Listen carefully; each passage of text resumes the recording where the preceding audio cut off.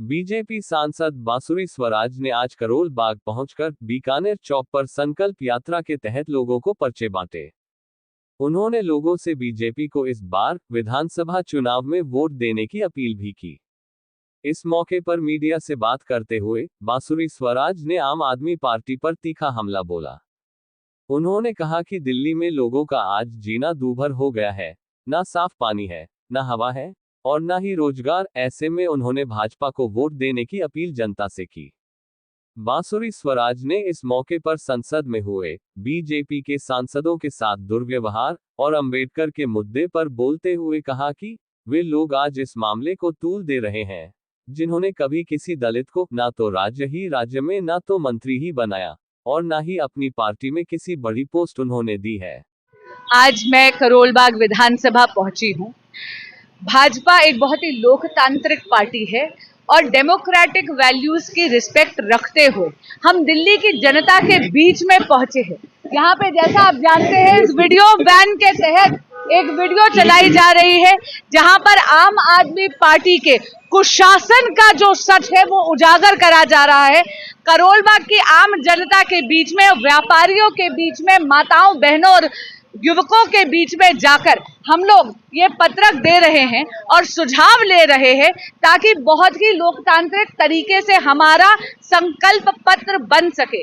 हमारा संकल्प पत्र दिल्ली की आकांक्षाओं को परिलक्षित करेगा। हमारा संकल्प पत्र माताओं और बहनों की आकांक्षाओं को परिलक्षित करेगा। हमारा मैनिफेस्टो ये परिलक्षित करेगा कि दिल्ली की जनता वाकई क्या चाहती है, क्योंकि दिल्ली की जनता आम आदमी पार्टी के टूटे हुए झूठे वादों का दंश सह के थक गई। जो यहाँ पर सुनने को मिल रहे हैं, सबसे ज्यादा तो लोग अपनी निराशा यहाँ पर व्यक्त कर रहे हैं। आज जहां भी करोल बाग में गई हूँ, लोग ये बोलते हैं कि आम आदमी पार्टी ने 1 दशक तक यहाँ पर केवल सत्ता भोगी है, यहाँ पर उन्होंने दायित्व नहीं ओटा है।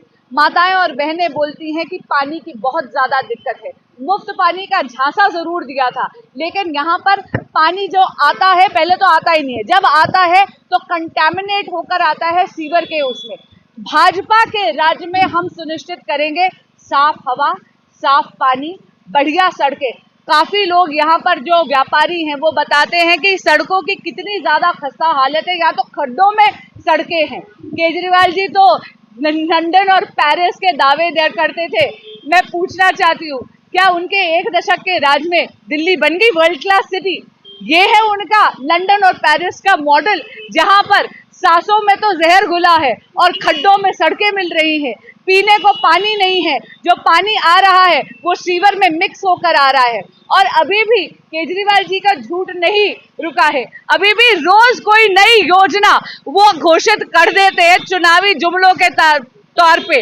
मैं पूछना चाहती हूँ, केजरीवाल जी पैसा कहाँ है? आपने ही तो ये अभी आई थिंक नवंबर 2024 में माननीय सीएम सुश्री आतिशी जी ने शायद 10,500 करोड़ रुपया मांगा है केंद्र सरकार से, और आपने वो रिपोर्ट भी देखी थी। 7,000 करोड़ रुपए का बजट का डेफिसिट है आम आदमी पार्टी की दिल्ली सरकार के बजट में। तो जब पैसा ही नहीं है सरकारी कोष में, तो आप ये इतनी सारी चुनावी जुमलों की जो आप झूठे वादे कर रहे हैं, ये किस मुंह से कर रहे हैं? आप सभी के माध्यम से एक निवेदन करना चाहूंगी, सत्ता के मोह में दिल्ली के जनता को यूं भ्रमित करना बंद करिए। की बात करिए, आज जो है अम्बेडकर स्कॉलरशिप जो है घोषणा करी गई है और बताया गया कि अम्बेडकर का अपमान किया गया, तो हमने ये घोषणा कर। मैं यही पूछना चाहती हूँ, इस आप विरोध can you just do this again? मैं यही पूछना चाहती हूँ ये दलित विरोधी आम आदमी पार्टी की सरकार से कि ये किस मुख से बाबा साहब अम्बेडकर जी का हवाला देते हैं। इनका एक भी मंत्री दलित नहीं है, और आप जानते होंगे कि श्री राजकुमार आनंद जी इसी बात से विमुख होकर भाजपा में शामिल हुए थे। मैं पूछना चाहती हूँ, आज इन्होंने इतनी बड़ी एक और झूठी घोषणा कर दी, ये स्कॉलरशिप का पैसा लाएंगे कहाँ से? अरे अभी हाल ही में नवंबर 2024 में ही तो माननीय मुख्यमंत्री आतिशी जी ने केंद्र सरकार से 10,000 करोड़ से ज्यादा तो पैसा मांगा है, क्योंकि इनके पास पैसा ही नहीं है सरकारी कोष में। और अगर आप रिपोर्ट देखें तो 7,000 करोड़ रुपए का डेफिसिट है दिल्ली के बजट में, जिसके कारण दिल्ली की स्वास्थ्य व्यवस्थाओं पे ध्यान नहीं दिया जा सकता।